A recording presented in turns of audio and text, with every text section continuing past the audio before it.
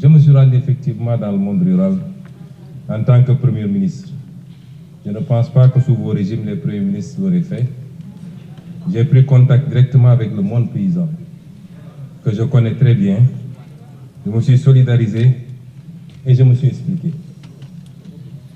Nous avons hérité d'un pays qui est ce qu'il est, mais des efforts substantiels ont été faits.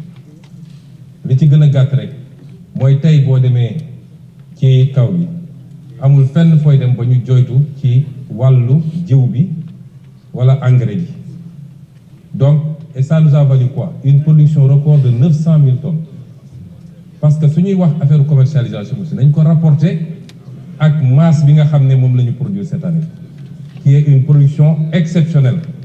Les équipes du docteur Mabouba Diagne ak Alpha ont fait un travail exceptionnel te muy nag des statistiques avérées lu ñu daan gonfler rek naan on a fait 1 million de tonnes ak nangam en passant 2017 la ñu promettroon d'ailleurs autosuffisance en riz dans la vallée et ailleurs. Donc du travail concret a été fait soo amee nag lu toll noonu ci production l'écoulement mënul jàllee au même rythme que soo produire 400 000 tonnes ou 250 000 tonnes ou 500 000 tonnes muy premier élément.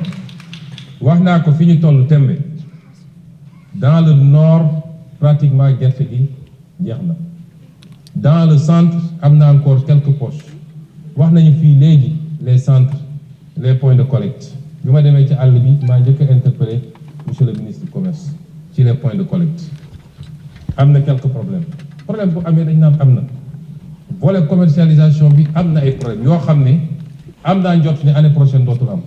année bi ñu jiitu suñu première campagne production bi ci boppam moo amoon problème tey waxatuñu production ba ci les produits horticoles tey dañuy dem ba dañuy obligé tëj marché bi pomme de terre beeg soble beeg macha allah kon am na encore des problèmes on va les régler. On est à notre deuxième campagne sur les 50 campagnes à venir vous verrez ce que les paysans vont avoir inchallah. Donc am na des problèmes qu'on est en train de régler.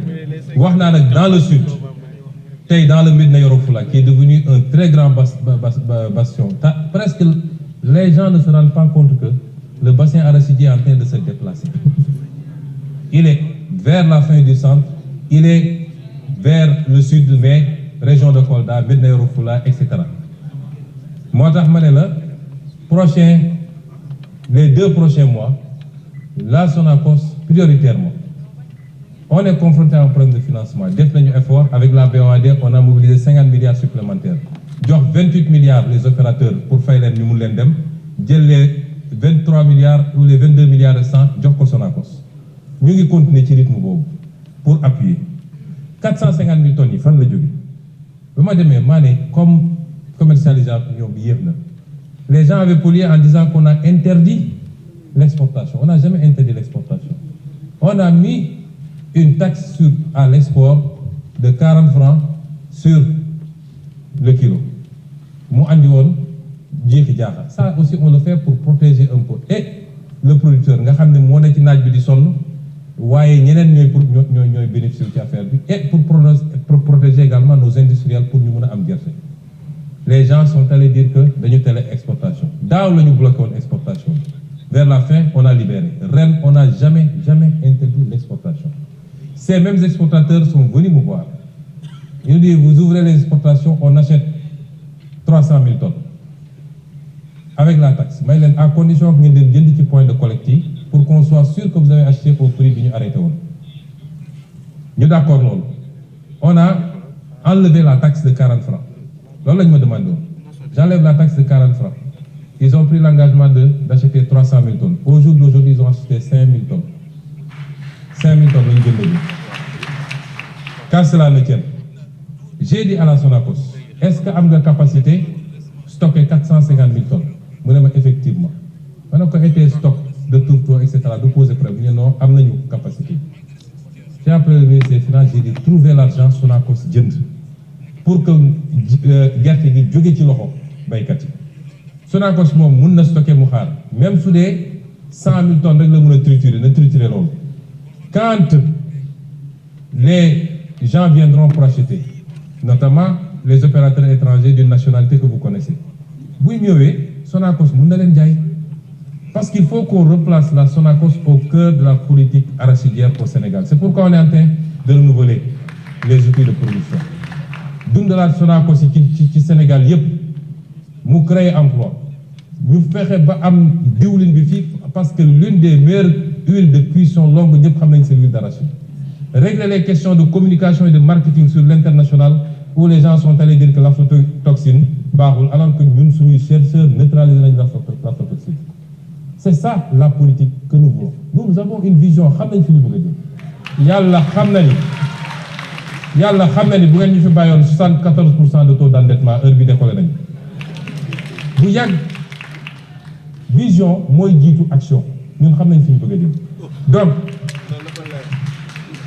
malgré tout on est en train de renouveler les lignes wax naa la ni fii Ziguinchor dinañu renouveler ligne bi toutes les machines ont été commandées et ça va passer de 200 000 tonnes jour à 500 000 tonnes jour à triturer. Kaolack dinañ ko renouveler ça va passer de 400 000 tonnes de 400 tonnes du moins à 1000 tonnes. Ziguinchor ça passe de 200 tonnes à 500 tonnes. La ñuy jëlee foofu ci machine parce que Diourbel actuellement décortiquage rek lay def on retape Diourbel mu démarrer moom it avec une production attendue de 250 tonnes jour et on va continuer cette logique nee naa la en moins d'1 an Louga Ziguinchor Kaolack yow yëpp arrêté woon na bu yàgg 2 ans ngeen tëj ko en moins d'1 an démarré nañ tey mi ngi trituré nga jël dinañu tabax aussi on va construire un centre à Médina Yoro Foulah boo xam ne comme c'est devenu un grand bastion foofu nañ fa mën a triturer defar gerte gi également kon ñun xam nañ fi ñu jëm mais nous avons décidé d'impulser la nouvelle politique agricole. J'ai réuni les équipes liggéey na ak ñoom ministre de l'agriculture ministre du commerce ministre des finances ministre de l'économie sur les questions de financement la subvention les subventions le foncier parce que si on fait pas de réforme foncière ça va être très difficile d'avoir une agriculture mënuma ko développer parce que li ma dese bëriwul la Sonacos en tant que pilier industriel mais les privés également les coopératives yooyu y en a à boire et à manger ak les phosphates engrais et c'est pourquoi bokk na ci suñuy xeex yu rëy ma wax ko fii et je veux que les Sénégalais le comprennent on va reprendre en main notre phosphate et notre industrie phosphatière parce que conditions yi ko joxe woon ñëpp xam nañ ni baaxul le Sénégal a été grugé et sur de 1998 à maintenant on a perdu plus de 700 et quelques milliards ci privatisation boo xam ne jaarul yoon on va reprendre cette industrie on va travailler à faire de l'engrais ici au lieu d'exporter tout l'acide phosphorique de l'engrais sur mesure liggéey ko pour notre production nationale mais aller à la conquête du marché sous-régional. C'est ce qu'on va faire aujourd'hui avec le phosphate. C'est différent de ce qui a été fait jusqu'à présent.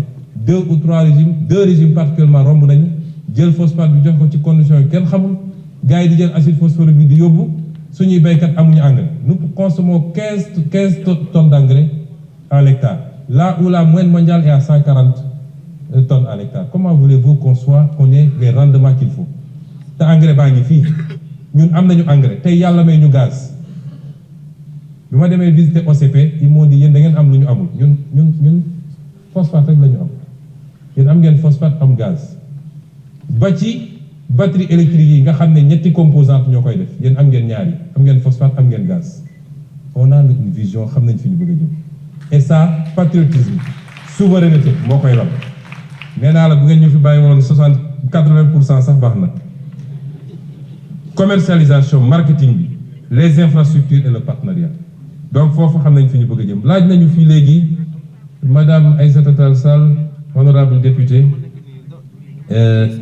am na ay laaj yu mu laaj dinaa ci tontu ñaar wala ñett mais madame l'honorable député defe naa fu ngeen musoon jaar ba ci parlement européen ne ay terroristes lañu ñun war ngeen fa jaaraat ne terroristes yi de ñoom laa jàkkaarlool Sénégal assemblée dóoruñu ma taaluñu ma tëjuñu ma kaso ndax bi ngeen koy wax yéen yow xam nga ni man duma terroriste te xam naa ko yéen a defoon une politique de répression que vous-même vous aviez exécuté sans état d'âme, qui a valu énormément de dégâts à des jeunes citoyens sénégalais, dont certains sont sortis avec des traumas.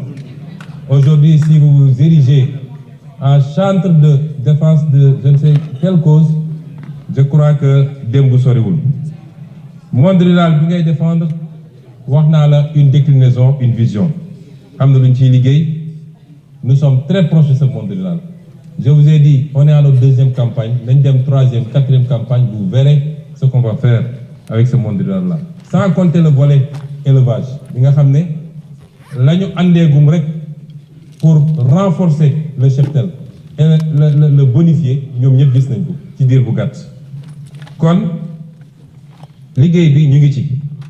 Il faut pas essayer de récupérer des causes yoo xam ne si les gens sont dans cet état, responsabilité bi yéen la. Dañuy wax mbirum lan moo changé ci diggante bi ba tey mbirum ñaari tur yi la fa doon am amu fii yàgg dañ fay jàpp nit mais bu ñu defee pression politique ngeen bàyyi lu leen tey pression mënul am ñun kenn duñu woo duñu wax lu jëm ci loolu du fii du niveau international.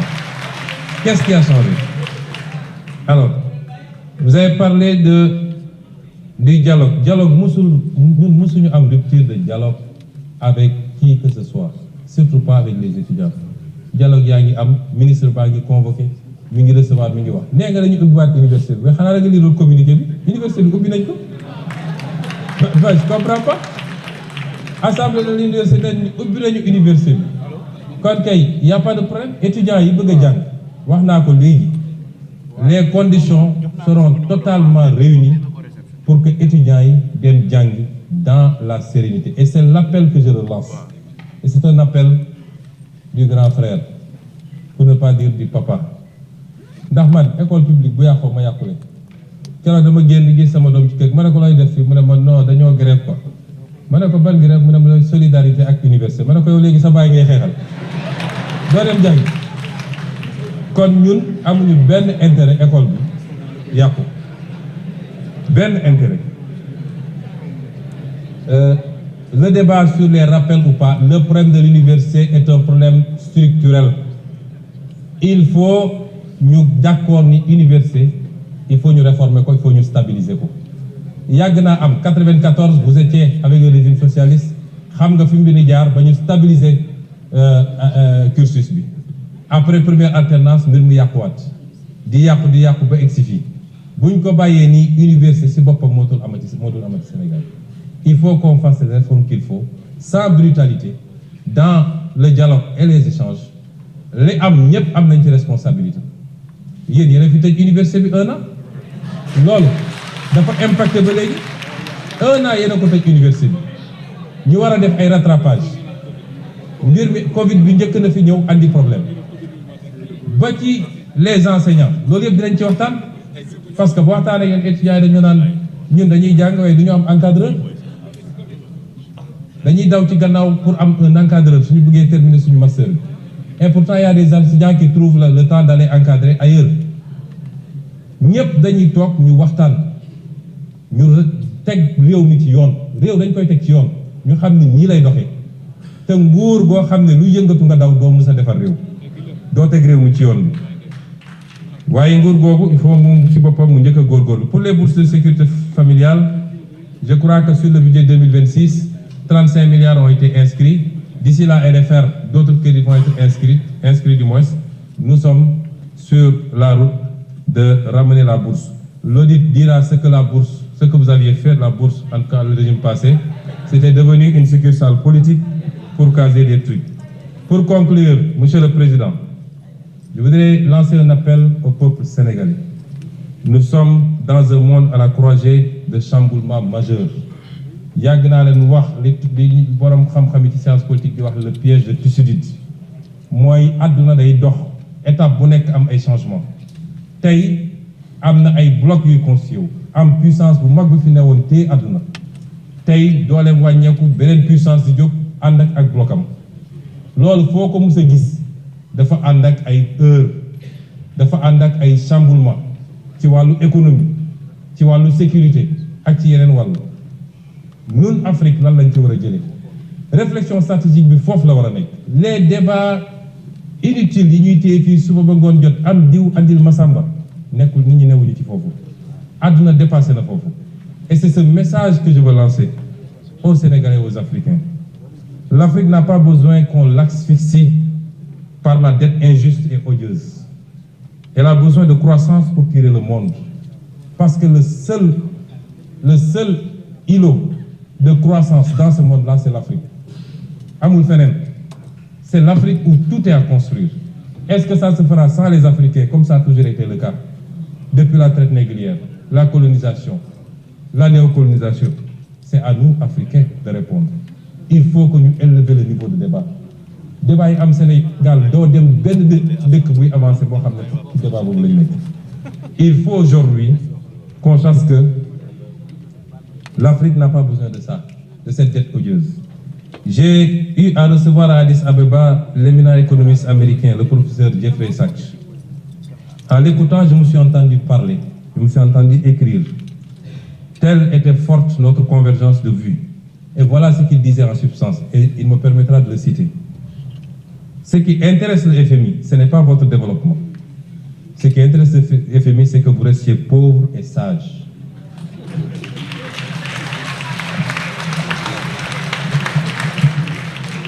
Le Sénégal et l'Afrique en général n'ont pas besoin d'annulation de la dette. Ils n'ont pas besoin de restructuration. Ils ont besoin de marge de manœuvre. Les créanciers doivent vous accorder un répit de 20 à 30 ans pendant lesquels vous ne vous préoccuperez pas du service de la dette. Vous n'avez pas besoin d'austérité, mais de croissance. Je crois que les 30 prochaines années seront pour l'Afrique une période de croissance économique extrêmement dynamique. La Chine a décollé en 1980, l'Inde en 2000, et c'est au tour de l'Afrique de prendre son envol. Il vous faut viser une croissance annuelle endogène d'au moins 10%, avec un effort particulier dans les domaines de l'infrastructure et de l'éducation. Un groupe de leaders africains partageant la même volonté politique peuvent lancer le mouvement vers la croissance, et les autres suivront. Vous ne pouvez pas attendre que 55 pays soient alignés pour enclencher le processus. Et je suis parfaitement d'accord avec lui. Et je pense que mon pays, le Sénégal, a aujourd'hui le leadership qu'il faut pour faire partie de ce groupe de pays africains. Je vais dire aux Sénégalais que notre bataille a été d'abord une bataille pour la bonne gouvernance. Elle reste une bataille pour la bonne gouvernance. Mbuxum ak randal ak jël alalu réew mi jeex na ci réew mi su ma ko waxee nag tekkiwul ni amul man fi ma toog sa building administratif mënuma xam kenn ku ne li muy def ci bureau waaye buñ ci yéeg ñun kooku am na problème loolu jeex na ci réew mi. Notre bataille a été une bataille pour la souveraineté. Dafa am ay projets yu ma fi cité moo tax faw ma wax leen ko fii croissance à 2 chiffres nañ ko def bu soobee yàlla te nañ ko def suffisamment longtemps pour mun a am les retombées qu'il faut et ñu mun a construire un développement. Nous allons reprendre notre gaz rawatina nag Yaakaar Teranga parce que ñoo ko moom te am nañu les bases pour reprendre ko, on va le reprendre te buñ ko defee la may andi ci Sénégal kenn xamul nu mu toll. Je vous ai parlé du phosphate également et beaucoup d'autres secteurs. Ci fan yi di ñëw dinaa def un point de presse spécialement pour rendre compte aux Sénégalais de ce qu'on a fait ces 2 dernières années sur les renégociations des contrats. Mais loolu pour mu am il faut que ñun ñu xoolaat suñu bopp ñun tam nañu xam ni on doit être des modèles. Sénégalais yi ñun lañu fal il faut qu'on soit des modèles ci alal réew mi ni ñu koy gérer. ci les pratiques du passé yoo xam ne tax na Sénégalais yi suuroon politique kenn ci ñun faluñu sa famille faluñu sa soxna faluñu say rakk ak say mbokk l'affairisme d'État nañ ko moytu soyons exemplaires dans la gestion des affaires publiques nañu jublu ci liggéey te bàyyi. Vous pouvez conclure en 5 minutes. Il va conclure. nañu jublu ci liggéey te bàyyi futilité yi parce que liggéey mooy permettre ñu éviter yenn yi nañu waxante dëgg yu bëri ñuy wax fii ñu ngi wax ci affaire ñaari tur yi ñi ngi wax ci xawma simol lañ ko tuddee maître Bamba si sa xam na ci dara wax nañu ci yu bëri yu am sax ci comportement ci réseaux sociaux ak feneen li ko andi mooy bëgg facilité nañu dellu ci cette valeur fondamentale qu'est le travail parce que moo lay permettre nga dund gu nooy waaye jaamu yàlla la ci boppam nañu cultiver cette valeur fondamentale structurée autour du travail. Les résistances mënul ñàkk. Nous faisons face à cette hydre à multiples têtes. Je parle toujours du système mi ngi fii foo lamb ci administration foo lamb ci magistrature foo lamb feneen ak feneen di nga fa fekk lenn ci ñooñu waxuma ñëpp nag yoo xam ne tey ñi ngi galgal ñi ngi résister. Je rends hommage ici à Madame Yacine Fall ci lii nga xam ne mu ngi koy def ci xeex chaque jour pour changer qualitativement la justice de ce pays malgré les résistances yi nga xam ne mu ngi koy jàkkoontool. Ces résistances ne nous posent pas problème. Et je voudrais dire que nous ne démissionnerons jamais de ce travail. Je ne parle pas de démission du poste de Premier ministre. Ça n'est pas d'importance. Je veux dire qu'on ne démissionnera jamais de ce combat pour le changement structurel dans ce pays. Les résistances au sabotage, nous allons continuer à nous battre. Li fi xew yépp man bettu ndax wax naa ko fii Assemblée nationale juróomi at ci gannaaw. L'histoire de l'humanité rappelle que les révolutions qui marchent vers les destins promis, se heurtent à leur lot d'obstacles. Les reniements, les intrigues et complots de pouvoir, les infiltrations, les accoutumances aux tentations, les résistances de l'ordre ancien. Et ce que nous vivons tous les jours.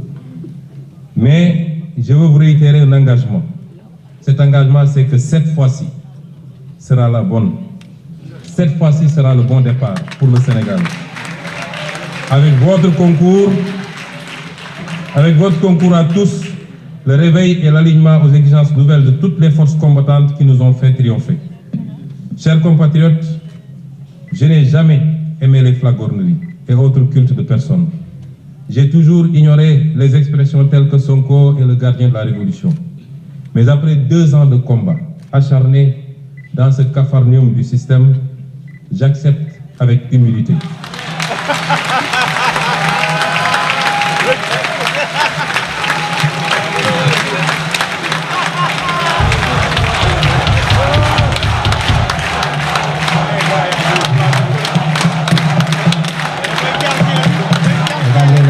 Vous êtes en train de lui grignoter des minutes.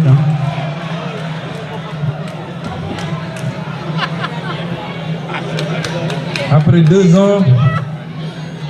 2 ans de combat acharné dans ce capharnaüm systémique, j'accepte avec humilité. Oui, je suis le gardien de cette révolution.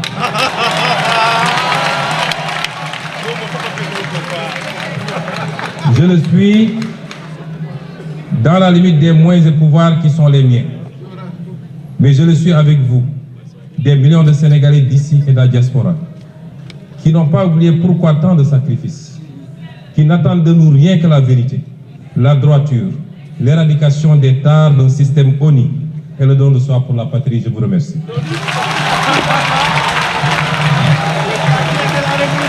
Merci beaucoup. Merci.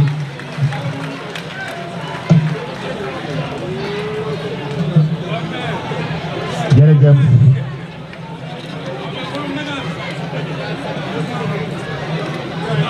Mbokk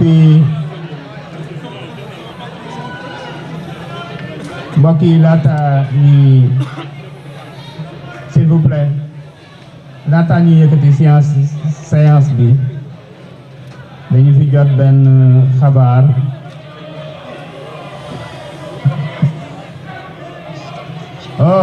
sortez-le rapidement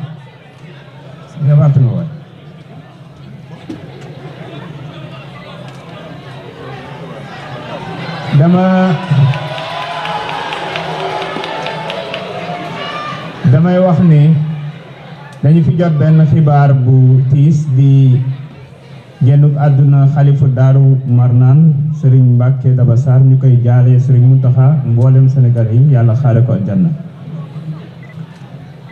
Mes chers collègues, l'ordre du jour étant épuisé, je propose à l'Assemblée de lever la séance et de reprendre nos travaux le 27 février 2026 à 10 heures pour examiner le projet de résolution de mise en accusation devant la Haute Cour de justice de l'ancien ministre Moussa Bocar Thiam.